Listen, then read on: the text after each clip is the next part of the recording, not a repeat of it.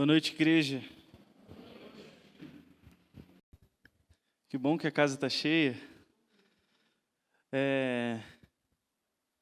Feriado de carnaval, assim. A última vez que eu me lembro, não estava tão cheio assim no domingo de carnaval. Então, fico feliz. Quê?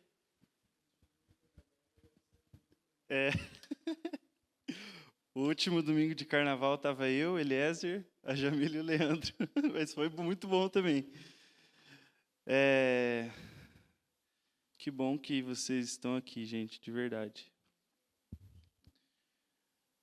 Eu tô com muito temor, tô com muito medo também, além de temor, medo, tremor, tremor aqui. Mas vai dar tudo certo porque a gente confia em Jesus, amém? Então, vamos abrir a Bíblia lá em 1 Samuel, capítulo 7.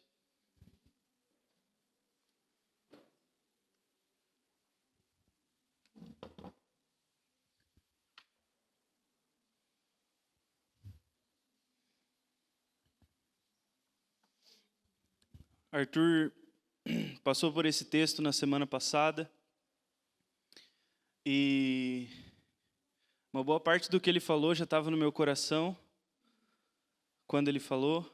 E, na verdade, no domingo passado eu já sabia que eu ia pregar no carnaval e parece que ele falou muito assim do que estava já dentro de mim, assim. Então, a mensagem de hoje, ela pode ser também uma complementação da mensagem do Arthur da semana passada. Ele falou bastante sobre arrependimento e eu quero continuar nesse tema, quero continuar falando sobre isso. E que Deus me ajude. Eu vou orar também e ora junto comigo, gente. Jesus, obrigado por essa noite, obrigado por esse domingo, esse é o dia do Senhor.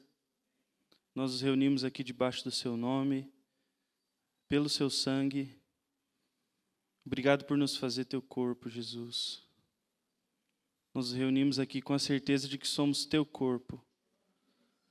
Obrigado por cada irmão meu aqui, Pai. Obrigado pela oportunidade de comunicar a vida, comunicar a tua palavra, comunicar o teu coração.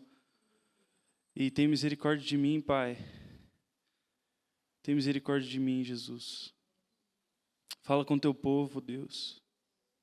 Fala com o teu povo, Pai.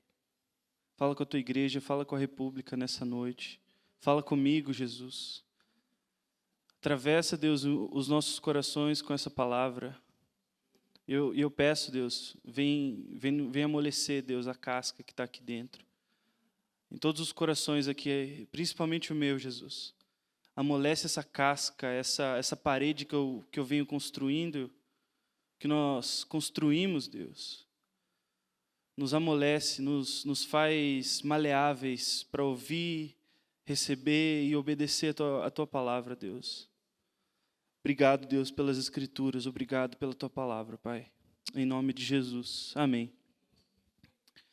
Então vamos lá. 1 Samuel, capítulo 7.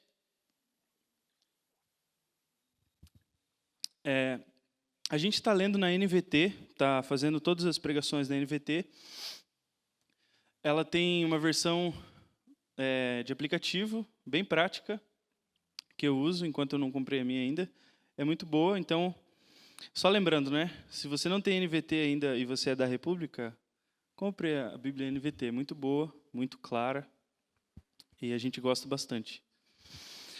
Então vamos lá. 1 Samuel 7, 1. Então os homens de Kiriate Jearim foram buscar a arca do Senhor. Eles a levaram até a casa de Abinadab, numa colina, e consagraram seu filho Eleazar para tomar conta da arca do Senhor. A arca permaneceu em Kiriate Jearim por muito tempo, 20 anos no total. Durante esse período, todo Israel lamentava à espera de alguma ação do Senhor.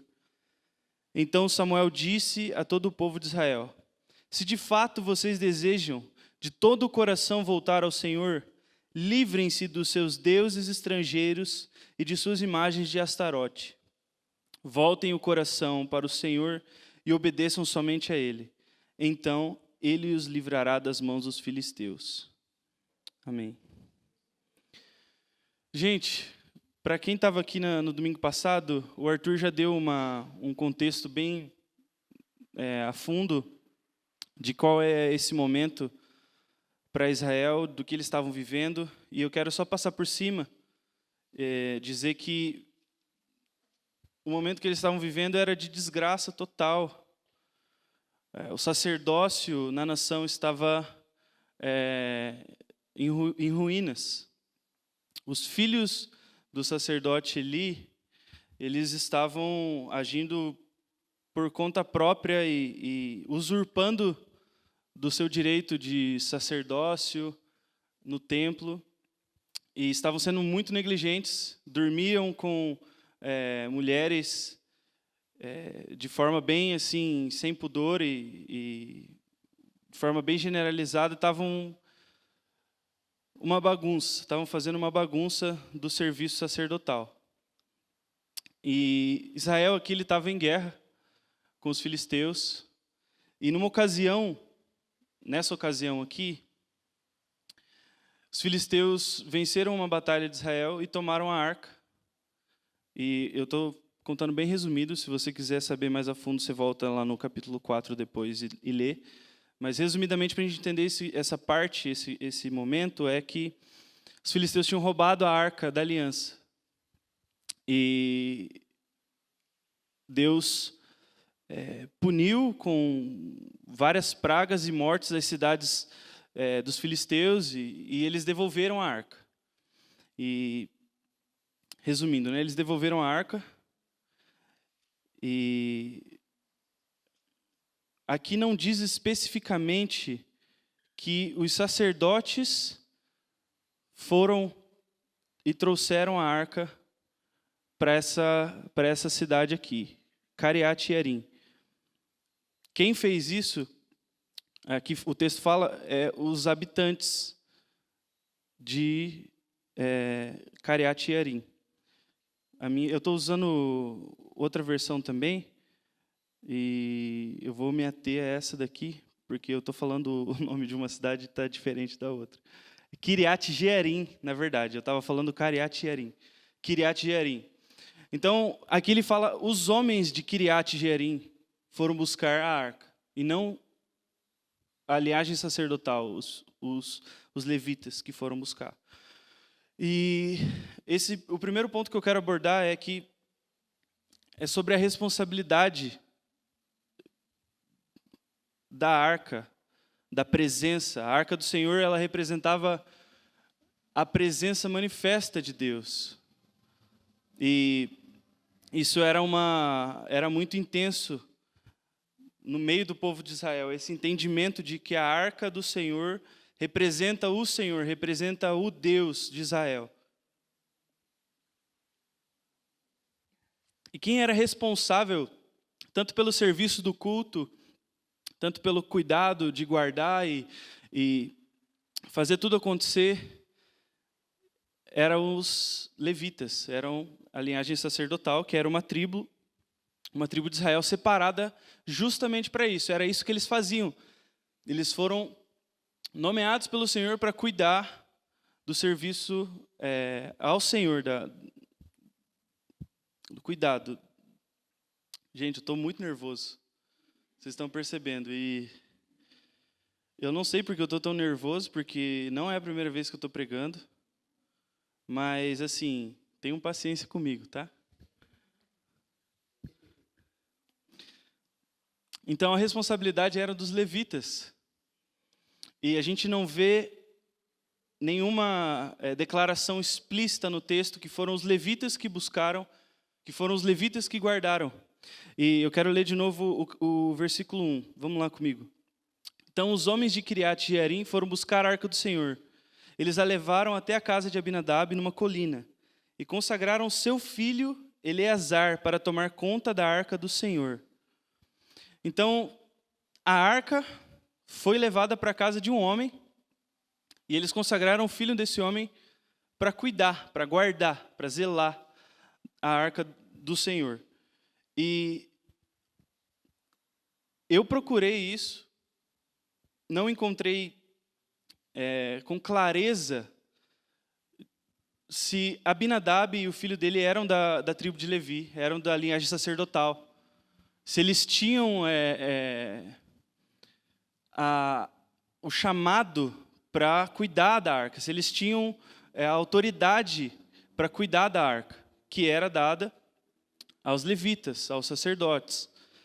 Então,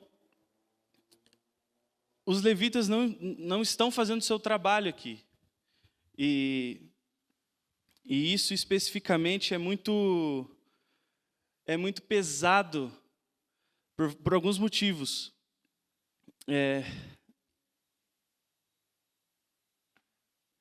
Eles deixaram a arca numa cidade que é próxima a Jerusalém, e a capital ali, o lugar onde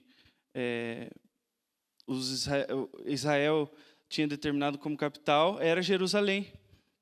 Então, a arca não estava na cidade principal, a arca não estava aos cuidados dos levitas. Então, estava uma bagunça.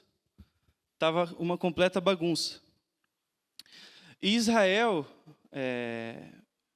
em um outro momento, a gente vê pela história e pelo Antigo Testamento, lá dos 40 anos no deserto, Israel se acampava ao redor da arca, especificamente ao redor.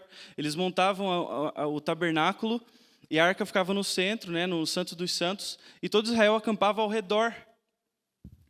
Então, Israel vivia ao redor da presença de Deus, ao redor da presença manifesta de Deus.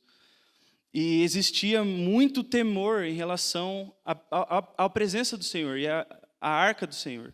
E nesse momento que a gente está vendo aqui, Israel está... O que a gente vê pelo texto é que eles estão negligenciando a sua responsabilidade de cuidado da arca, e não estão vivendo ao redor daquilo que é o ícone, né, o símbolo da divindade de Deus, do Senhor de Israel. Então, Israel está vivendo longe e negligenciando as suas responsabilidades. E esse primeiro ponto é justamente sobre isso. Nós precisamos assumir a nossa responsabilidade de viver ao redor da presença do Senhor.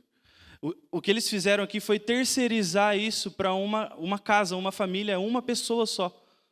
Eles deixaram uma pessoa responsável por algo que era trabalho de uma tribo inteira cuidar. A tribo de Levi só fazia isso, gente. Eles recebiam ofertas e dízimos para se sustentar e viviam daquilo que era entregue como oferta e como dízimo. E eles estavam negligenciando isso totalmente, colocando a responsabilidade em uma só pessoa. E a gente vai ver em seguida que eles estão também procurando arrependimento, eles estão procurando mudança. Só que começar pela conduta deles, que estava totalmente mudada, totalmente transformada em relação ao cuidado do serviço do Senhor, em relação a viver mesmo ao redor da presença do Senhor. Então, o primeiro ponto é que nós precisamos assumir que viver uma vida ao redor da presença de Deus, ao redor do Senhor, é responsabilidade nossa. Aqui em Israel, eles tinham uma tribo separada justamente para isso. Mas a gente sabe, né? O Arthur pregou muito bem isso na semana passada, eu não vou entrar a fundo, mas a gente sabe, nós, o corpo de Cristo, a igreja do Senhor, nós fomos feitos sacerdócio real. Nós somos os sacerdotes. essa responsabilidade de viver ao redor da presença não é mais de uma figura religiosa central, do pastor, ou do padre, ou do bispo, ou do ministro de louvor, ou etc. E o que a gente costuma fazer é, se a gente não está vivendo uma vida onde a gente experimenta a presença de Deus, uma vida onde a gente busca o Senhor diariamente, a gente coloca toda essa responsabilidade para uma pessoa que está aqui na frente, no púlpito, para uma pessoa que é um líder religioso. E isso está errado, gente. Nós precisamos parar de terceirizar nossa responsabilidade.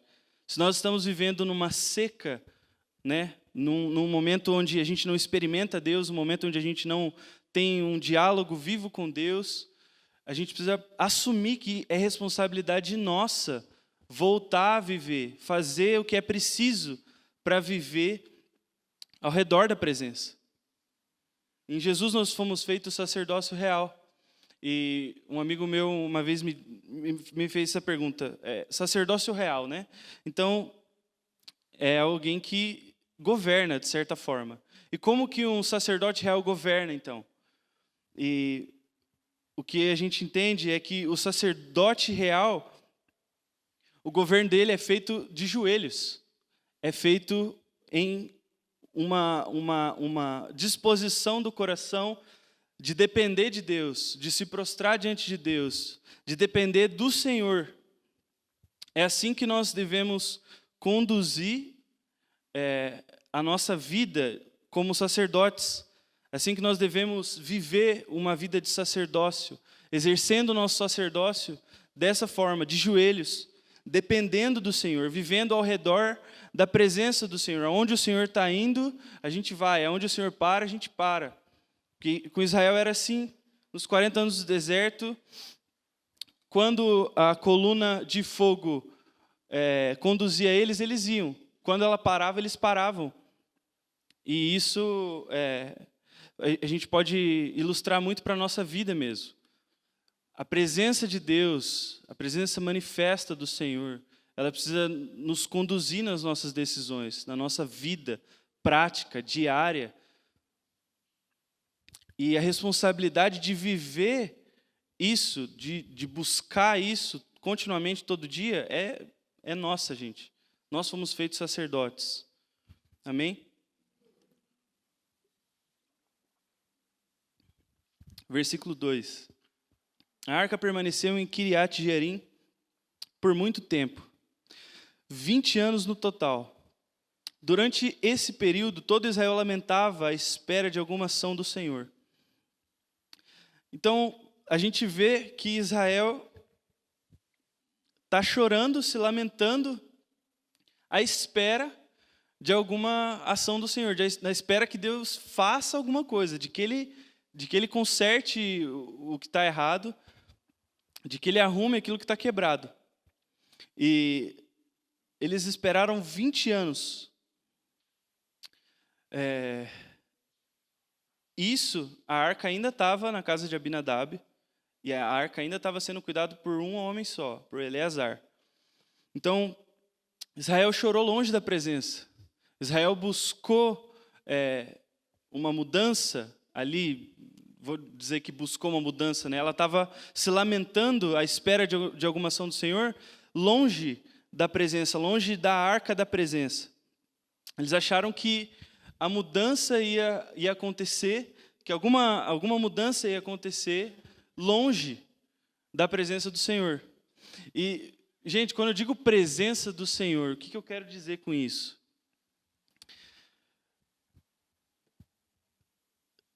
Não é só simplesmente os momentos. Eu não estou falando de um momento de êxtase, eu não estou falando de um momento metafísico ou uma experiência assim que a gente não consegue explicar direito ou contar para uma pessoa. Estou falando de relacionamento, estou falando de diálogo, onde não é um monólogo, onde a gente não está só jogando para fora e a gente simplesmente sai. Então, não tem só a ver com o momento de culto aqui, a presença do Senhor. Não tem só a ver com o momento onde a gente canta aqui, onde a gente adora, e o Senhor vem com um sentimento de eu pertenço, e é gostoso, não é só isso, mas é a cada manhã, na nossa segunda-feira, onde a gente se levanta, e ao invés da gente olhar para o celular, no primeiro momento que a gente está acordado, a gente cai de joelhos, ou a gente dá bom dia para o Senhor e a gente procura intencionalmente um relacionamento com Deus. Então, quando eu falo presença, eu estou falando disso, gente. Estou falando de diálogo, estou falando de uma vida relacional com Deus. Amém? Israel, pelo que a gente entende pelo texto, estava buscando uma mudança longe disso, longe do Senhor. Os responsáveis pela arca estavam não sei aonde. Eles nem aparecem no texto aqui. A gente sabe pela história, né, no contexto, que Eli e os 2 filhos deles morreram. Mas essa toda a tribo de Levi não se resumia só aos 3. Então, onde eles estavam, né? Então, eles estavam longe da presença, buscando mudança.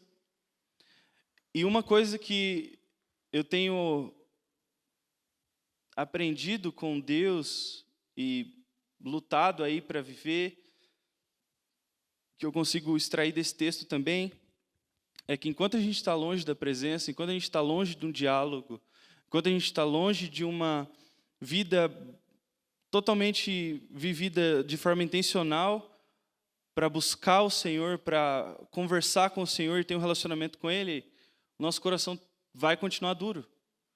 Nosso coração vai continuar insensível. Nosso coração vai continuar bêbado. E isso é uma luta para mim, porque para todos nós, eu acho, porque a gente sempre fica numa posição de Deus, faz alguma coisa. Deus, quando você quiser, você vai fazer alguma coisa. E eu estou aqui, estou vivendo minha vida, ocupada, cheio de coisa para fazer. E quando o Senhor quiser restaurar essa relação, esse diálogo, aí o Senhor faz alguma coisa. E, gente, é responsabilidade nossa. Ir longe da presença, longe de uma busca por um relacionamento, pelo relacionamento com o Senhor, a gente não vai conseguir mudança para o nosso coração. Nosso coração vai continuar endurecido. E a gente vê que Israel se conformou com essa situação que eles estavam, porque eles permaneceram 20 anos nisso. A arca do Senhor, que um dia foi tão estimada e valorizada que eles acampavam ao redor dela e iam, e sempre onde eles estavam, eles se reuniam ao redor dela. Agora, 20 anos se passaram e ela continua na casa de um homem só, sendo cuidado por um homem só. Então, é muito fácil a gente ficar nessa, como é que eu posso dizer? Nesse momento acomodado, sem saber o que a gente faz, sem saber quando alguma coisa vai acontecer e só à espera de um milagre, só à espera que o Senhor venha e faça alguma coisa. A gente pode ficar 20 anos só se lamentando, só chorando, só resmungando e nada acontecer. E a gente não encontrar um arrependimento genuíno mesmo. E outra coisa, né? Choro não é sinal de arrependimento, porque o arrependimento ele não envolve somente a área emocional da nossa vida, a área de sentidos. Mas arrependimento mexe com tudo. Ele move todo o nosso ser, toda a nossa disposição. E eu preciso saber que a busca pelo arrependimento, o arrependimento, viver com o coração quebrantado, viver com o coração de joelhos diante do Senhor vai custar tudo de mim. Vamos seguir no texto, no versículo 3. Então Samuel falou a toda a casa de Israel, dizendo: se é de todo o vosso coração que voltais a Yahvé. Desculpa, gente, eu vou ler de novo o 3, na versão que eu falei que eu ia ler. Desculpa. 1 Samuel 7,3. Então Samuel disse a todo o povo de Israel: se de fato vocês desejam de todo o coração voltar ao Senhor, livrem-se de seus deuses estrangeiros e de suas imagens de Astarote. Voltem o coração para o Senhor e obedeçam somente a Ele. Então Ele os livrará das mãos dos filisteus. Então a gente vê que Samuel está definindo aqui para o povo as condições de um arrependimento genuíno. E eu quero pegar essa palavra coração ali. Se não for de todo o coração, se de fato vocês desejam de todo o coração, essa palavra coração a gente vê em outros textos, ela vai ressaltar a ideia de completude de ser. Ela vai ser utilizada também para falar sobre homem interior, mente, consciência, pensamentos, coração, vontades, desejos. Então, a gente entende que se de fato vocês desejam completamente, com todo o seu ser, voltar ao Senhor, se eu estou completamente resoluto, se todo o meu ser deseja isso, se eu estou completamente consciente de que essa é uma decisão que eu quero tomar e eu vou fazer de tudo para isso acontecer, essa é a condição do arrependimento genuíno. Samuel define muito bem isso para o povo. Então, o arrependimento genuíno, ele envolve todo o meu ser. Não é só um momento de lamento, de choro. E eu lembro muito dos momentos onde eu pecava, e especialmente estava na igreja, e eu confessava isso para o Senhor, e eu chorava, mas aquilo não me dava uma disposição para eu seguir a minha semana com hábitos diferentes, para mudar o meu comportamento, para mudar a minha conduta, para entender o que me leva a pecar e mudar isso. Então, o choro, ele não é por completo o que o arrependimento é. Arrependimento, ele move todo o nosso ser. Não é só um sentimento vago de remorso. E Samuel continua, né? Livrem-se dos seus deuses estrangeiros e de suas imagens de Astarote. Voltem o coração para o Senhor e obedeçam somente a Ele. Ele fala ali de 3 coisas.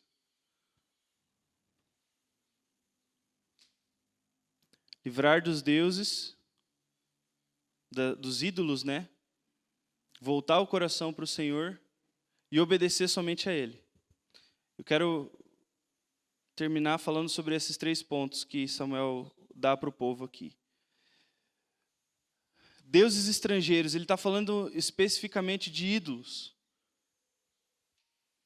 E quando ele fala isso, é engraçado, a gente tem que pensar, né? Tem que lembrar do texto.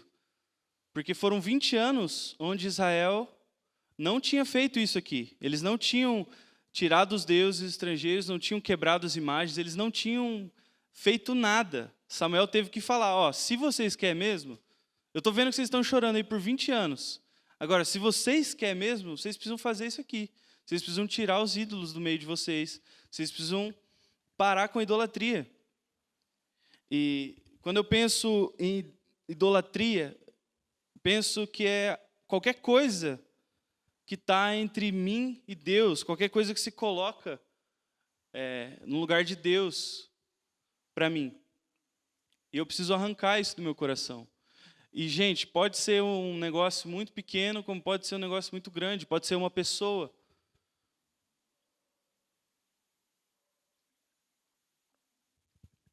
Só que, lembrando do primeiro ponto, do segundo ponto, se a gente não está buscando um diálogo com Deus, se a gente não está buscando viver uma vida com a presença de Deus, a gente nem vai saber o que está ocupando lugar.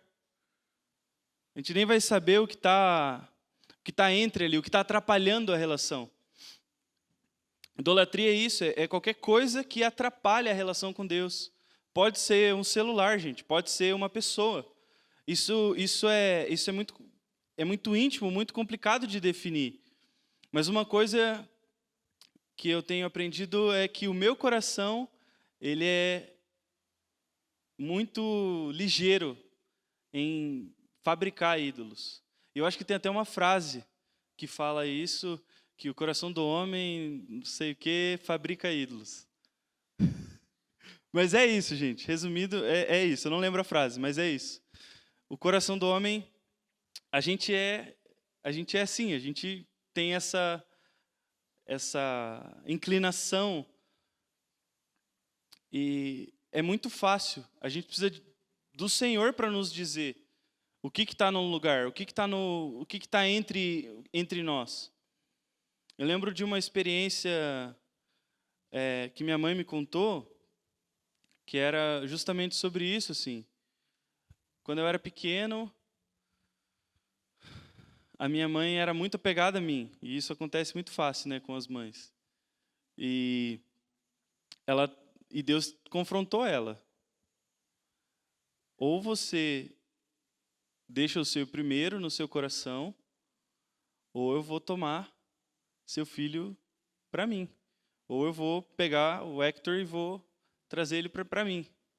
E foi uma luta para minha mãe, e ela conta isso direto, assim, porque isso foi algo bem, bem real, assim, e é muito fácil disso acontecer, gente. É muito fácil a gente colocar pessoas na frente como prioridade e não Deus. Então a gente precisa do próprio Senhor para nos dizer, para sensibilizar o nosso coração, para nos mostrar, você está muito apegado a isso aqui. Você vive ao redor disso aqui. Você acorda, você já olha para isso aqui. Você está toda hora procurando uma rede de Wi-Fi aberta para você atualizar o seu Instagram e postar alguma coisa, postar stories ou sei lá. E isso aqui está atrapalhando. Eu não estou conseguindo falar com você porque toda hora você está com a tua mente ocupada. Então, isso é só um exemplo de como pode ser sutil, como pode ser bem assim milandroso de algo entrar no nosso coração e atrapalhar a relação com Deus. A segunda coisa que Samuel fala é: voltem o coração para o Senhor. E voltar, né? Essa palavra voltar, no original, ela dá a ideia de fixar, preparar e estabilizar. E é legal porque quando eu estava falando para o Arthur o que eu queria dizer, eu estava falando, eu quero falar alguma coisa que tenha a ver com preparação de coração, de preparar o coração para Deus, de preparar o meu coração para o arrependimento, preparar o meu ser para o Senhor. E essa palavra é justamente isso, assim. A ideia é de preparar, de fixar, de estabelecer, de estabilizar o meu coração. E quando eu penso principalmente em estabilizar, é algo contínuo, assim, é algo consistente. Então, não é só um momento de choro, não é só um momento de culto, não é só uma devocional de manhã no meu quarto, é uma disposição para fazer o meu coração ficar fixado no Senhor. É uma disposição para fazer de tudo para que o meu coração viva continuamente estável com o Senhor, voltado para Ele. E eu logo, quando eu estava escrevendo isso, eu logo pensei na ideia de pureza de coração. Uma das coisas que eu aprendi com o Arthur é que pureza de coração a gente pode definir como desejar somente uma coisa. O nosso coração ter tudo a ver com uma coisa só. Buscar só uma coisa. E isso é interessante, porque se a gente não tem uma prioridade, a gente não consegue se estabelecer nisso, a gente não consegue fazer as outras coisas que estão acontecendo na nossa vida acontecerem em favor disso, para ajudar isso aqui. Esse é o meu alvo principal, essa é a minha prioridade. Então eu vou fazer com que tudo, o meu tempo, meu trabalho, as minhas relações, tudo gira em torno dessa uma coisa aqui, que é o Senhor, que é o meu Deus. Então Samuel convida Israel a fazer isso, a fixar o coração no Senhor, a desejar somente Ele. E especificamente isso, gente, é algo que eu tenho lutado nesses últimos meses aí, desde o ano passado. Tenho lutado para entender, tenho lutado para viver e tem sido difícil. Tem sido muito difícil mesmo. Porque primeiro, eu precisava ter a certeza de que eu preciso fazer alguma coisa. E se eu preciso fazer alguma coisa, o que eu preciso fazer então? Para o meu coração viver centrado em Deus, centrado em Jesus. E para mim, eu creio que isso pode ser, de certa forma, estacas e coisas específicas que a gente deve fazer, mas isso para mim funciona. Então eu vou dizer, como eu preparo meu coração? Eu tenho um desejo dentro de mim, uma vontade, e eu sempre coloco o meu despertador às 6 horas da manhã, e coloco ele umas 5 vezes, 6h10, 6h15, 6h20, 6h... E é difícil, porque nem sempre eu consigo, e eu fico de cara.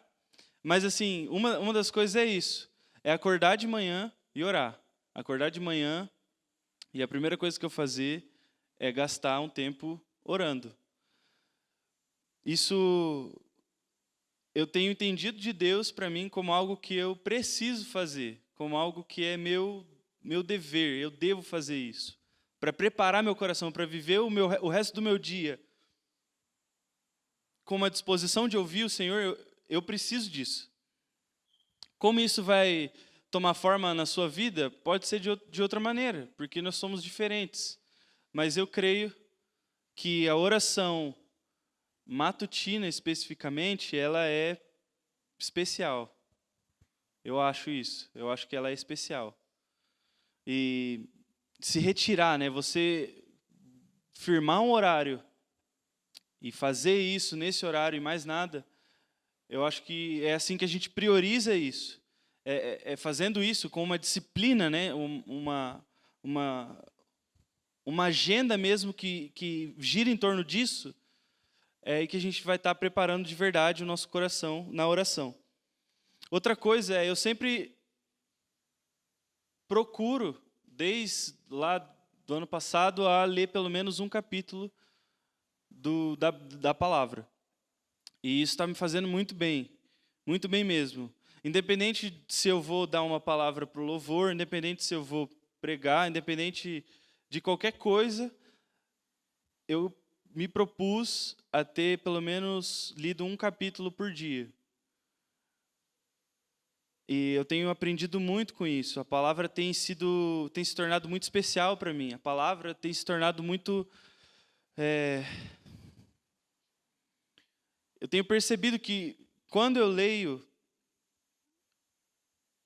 direto, assim, uma semana, parece que eu estou muito mais propenso, muito mais disposto a ouvir e obedecer.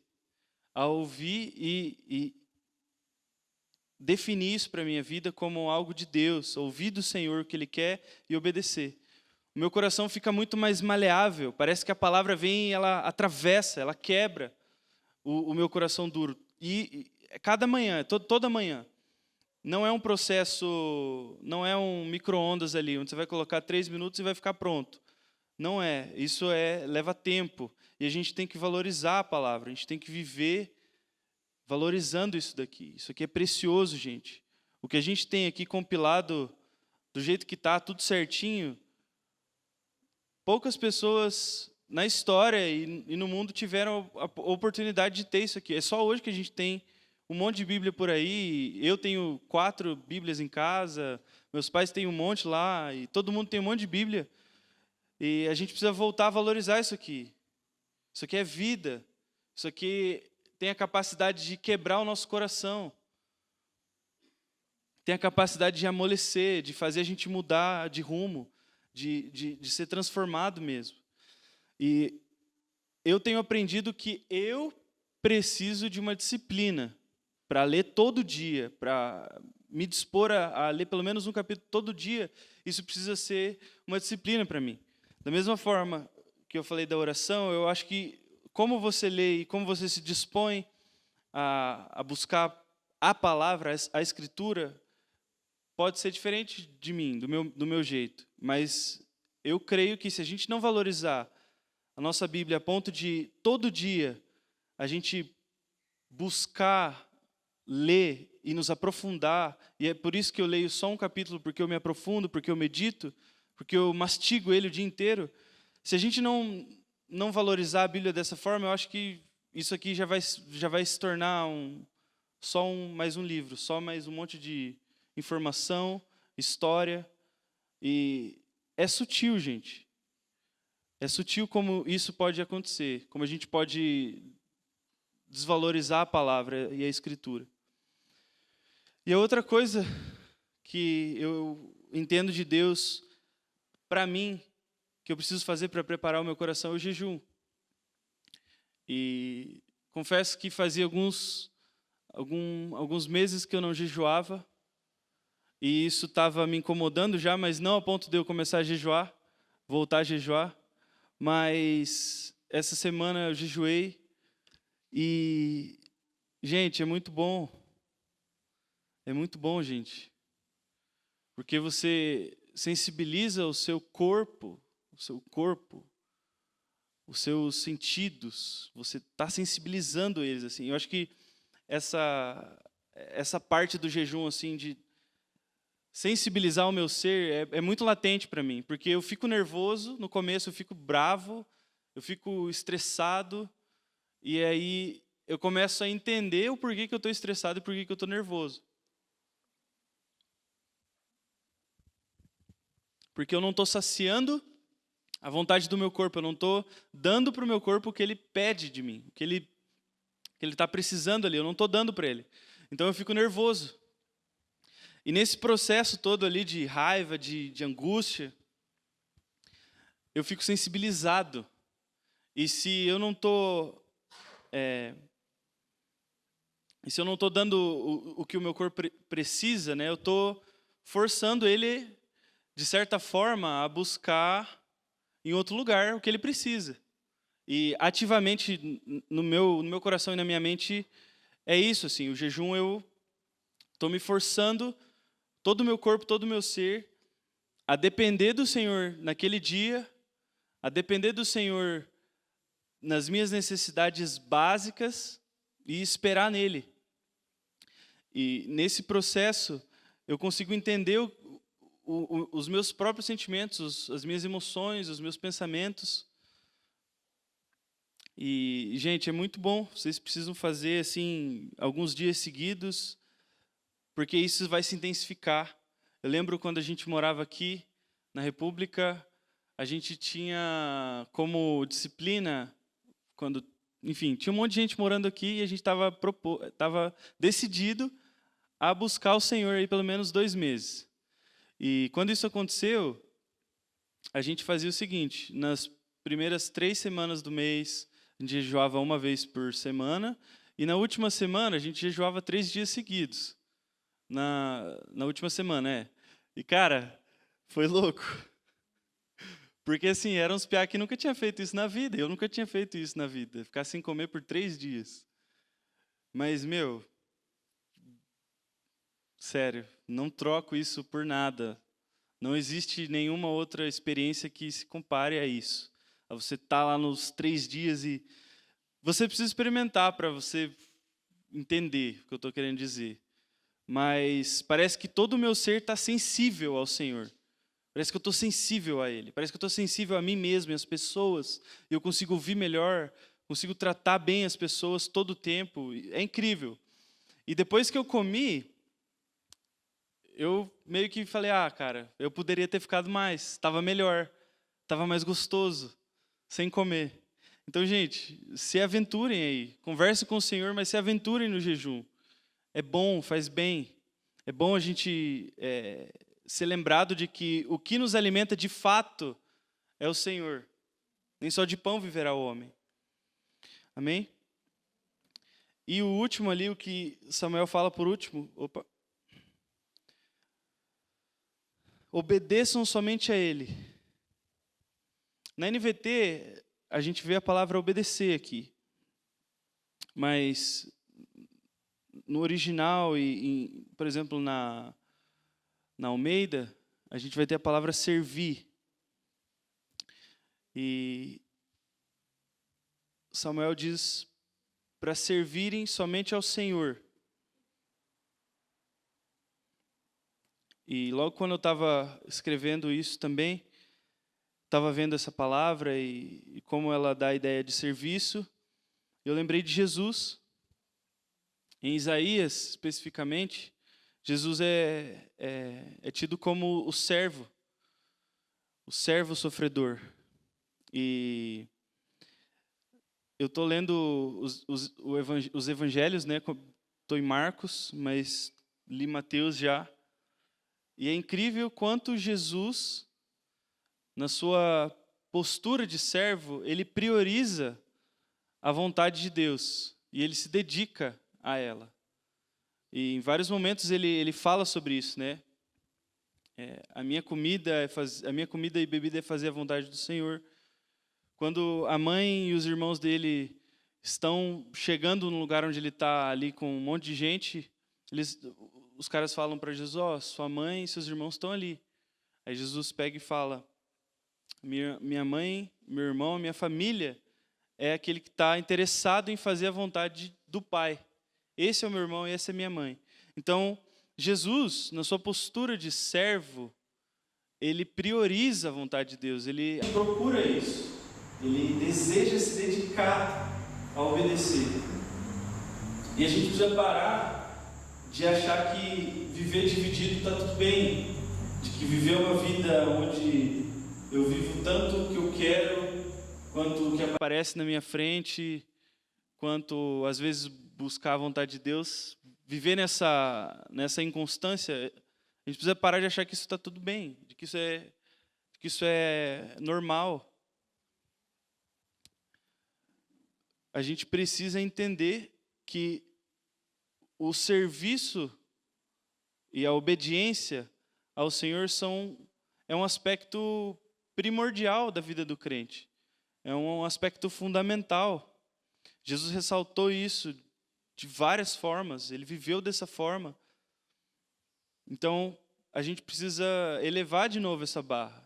Nós precisamos viver isso de fato. Nós precisamos buscar obedecer à vontade de Deus. E engraçado, porque em vários momentos da minha vida, buscar a vontade de Deus, viver a vontade de Deus era algo assim muito prazeroso e era muito fácil em alguns momentos. E nesses últimos 2 anos eu estou vivendo coisas que estão exigindo de mim muito mais uma decisão racional e pé firme do que simplesmente, nossa, isso aqui é massa, vamos fazer isso. Por exemplo, vir para Curitiba foi muito fácil. Foi muito fácil, no começo. E eu entendi que era a vontade de Deus para me vir para cá. E me dediquei a isso. E nem pensei nos contras, né? Só nos prós.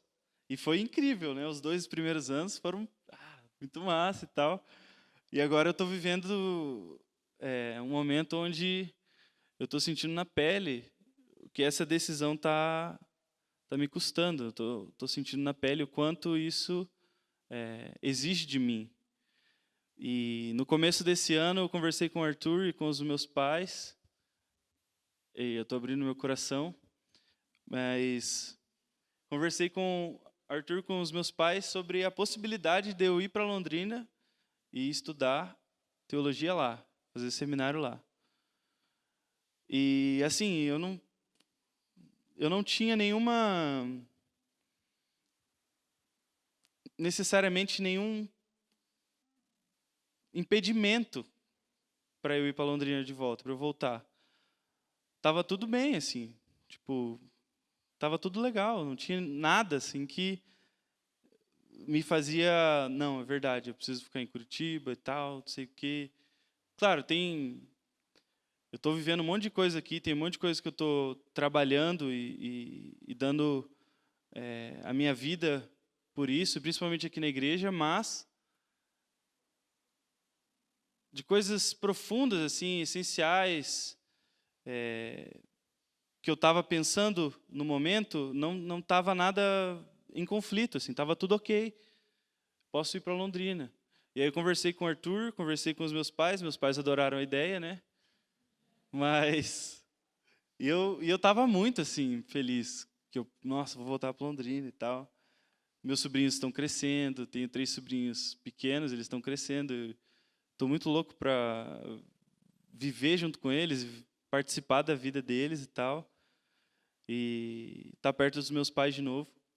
E aí Deus, ele ainda está quebrando meu coração e ainda está me convencendo. Mas hoje, em específico, esse mês de janeiro, eu tive que tomar essa decisão mais racionalmente mesmo. Eu preciso obedecer ao Senhor. Preciso, pelo menos por esse ano, eu ainda preciso ficar aqui. Eu ainda preciso permanecer em Curitiba.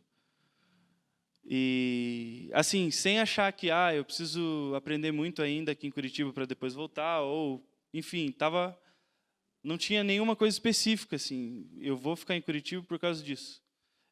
E Deus ainda está me convencendo e quebrando meu coração, mas a princípio eu tive que tomar essa decisão de pé firme mesmo, racional, de obedecer, de permanecer. E tem esse aspecto, gente, de também vai ser doloroso, vai ser doído, vai machucar. Fazer a vontade de Deus vai exigir de nós algo que nos custa, algo que tem valor para nós. E aí que começa a ficar sério o negócio.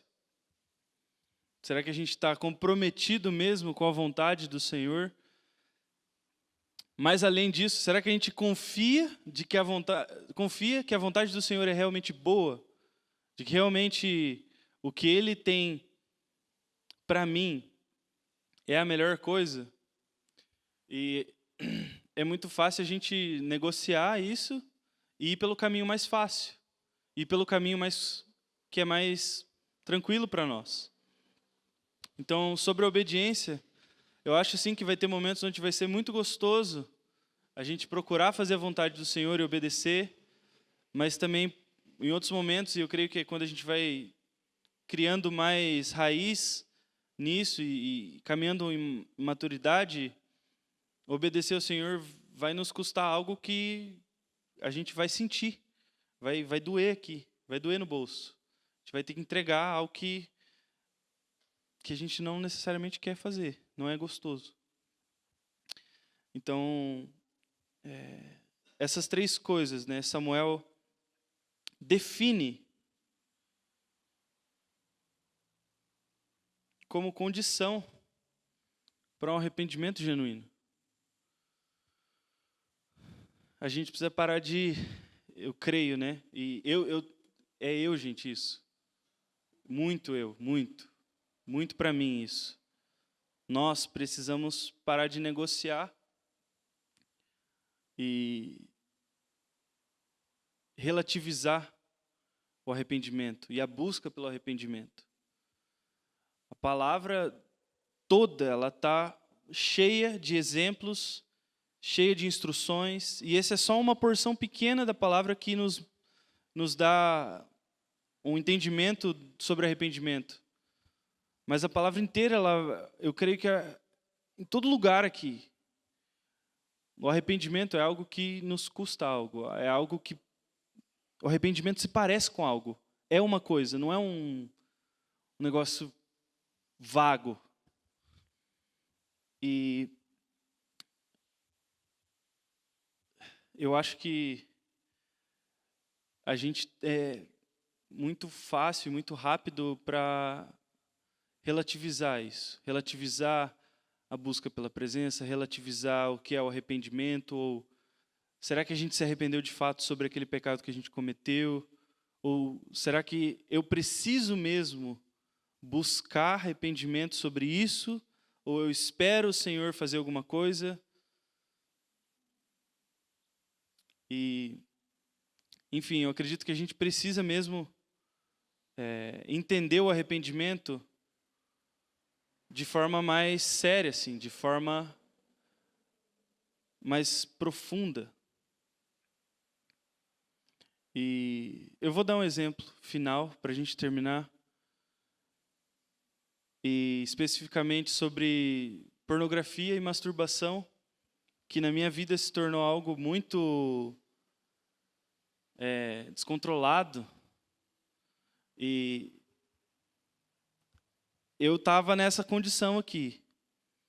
Vários anos se passaram e eu estou só lamentando. E estou esperando a ação do Senhor, esperando que Ele faça alguma coisa. E especificamente sobre esse pecado, eu entendi que eu preciso buscar condicionar meu coração, preparar meu coração para receber o arrependimento. Tudo que eu disse aqui não é uma fórmula para você fazer o arrependimento acontecer, mas é você preparar o seu coração para receber o arrependimento do Senhor. Creio que o arrependimento ele é um dom do Senhor, que Ele vem sobre nós. Se nós recebemos o arrependimento, nós precisamos nos preparar para isso. E dos 3 anos para cá, lutando contra a pornografia, contra a masturbação, comecei a me entender melhor, comecei a entender o porquê eu corria para isso. E é só um exemplo, gente, que o Senhor possa lembrar vocês de pecados e de condutas e de hábitos, e vocês possam aplicar isso na vida de vocês, mas eu comecei a entender esse pecado de forma bem estruturada, assim, e na minha vida, como que eu chego ao ponto de concretizar o pecado, como que está meu coração quando eu peco, como que está meu coração depois que eu peco, como que eu fico, como as minhas emoções elas são mexidas por isso, como fica meu relacionamento com Deus e quais são os gatilhos, o que me leva a fazer isso. E eu comecei a entender de Deus que eu precisava me preparar para receber arrependimento, para ser curado, para receber mesmo aquele choro que é de corpo, alma e espírito, de receber um choro que é profundo, que é um choro que não dura somente quando eu estou aqui confessando para o meu pastor que eu pequei, mas ele continua comigo quando eu me levanto, e aí eu continuo vivendo a minha vida, e aí esse choro muda os meus hábitos, muda os meus pequenos hábitos assim. Então, comecei a entender que eu precisava me dispor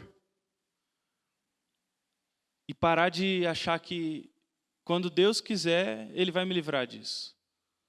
Quando Deus der a graça dele para mim, eu vou me livrar desse pecado. E eu vou parar de fazer isso ou aquilo. Mas a gente precisa buscar o arrependimento. É nossa responsabilidade. Creio que a Bíblia está cheia disso, de exemplos e como a gente pode se preparar. Então, gente, essa é a palavra de hoje. O arrependimento genuíno se parece com algo. Preparar o nosso coração vai exigir tudo de nós. E viver ao redor da presença, né, é nossa responsabilidade. Nós somos sacerdócio real. Amém? Vamos orar?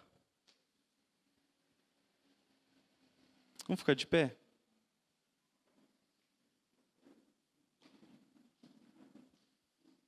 Fechar os nossos olhos.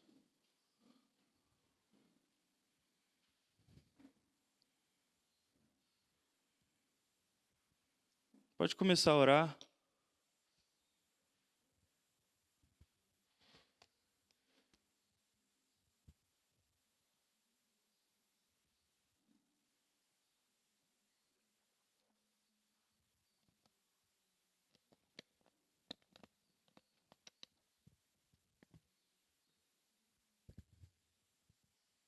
Obrigado pela sua palavra, Pai. Ela é mais cortante que uma espada de 2 gumes. Ela tem poder de atravessar nosso coração, nos convencer. Nós te agradecemos, Deus, pela sua palavra, pelas escrituras. Nós nos colocamos, Deus, à disposição do Senhor para aprender contigo, para aprender com o Senhor, para aprender com sua palavra. Pai, martela a sua palavra no nosso coração durante essa semana. Que o que a gente ouviu do Senhor, o que eu ouvi do Senhor essa semana, o que a sua igreja ouviu do Senhor hoje, não fique só aqui, Pai, não fique só nesse momento. Mas eu peço, Espírito Santo, nosso amigo, que você venha a martelar nosso coração com sua palavra, a martelar nosso coração com as verdades que são absolutas, que não podem ser negociadas, que não podem ser relativizadas. Vem nos lembrar, Espírito, de que a tua palavra é a verdade. Vem nos lembrar, Deus, que a tua palavra é, Deus, o nosso fundamento da nossa vida, fundamento da nossa conduta. Nós precisamos nos debruçar diante da sua palavra e tomar ela como verdade, Deus. Nos ajuda a parar de relativizar, Pai, o arrependimento, a busca pelo arrependimento. Nos ajuda a parar de terceirizar, Deus, para os nossos líderes espirituais, o que é dever nosso fazer. Eu peço, Deus, dá um senso de responsabilidade para todos nós aqui, maior do que já existe, que a gente possa mesmo abraçar a nossa responsabilidade de viver ela, Deus, de te buscar diariamente, de preparar nosso coração para o Senhor, de buscar arrependimento. Por favor, Jesus, nós precisamos de Ti para isso, precisamos de Ti, nós dependemos do Senhor. Nos ensina, Pai, ao longo dessa semana, em nome de Jesus, Pai. Amém.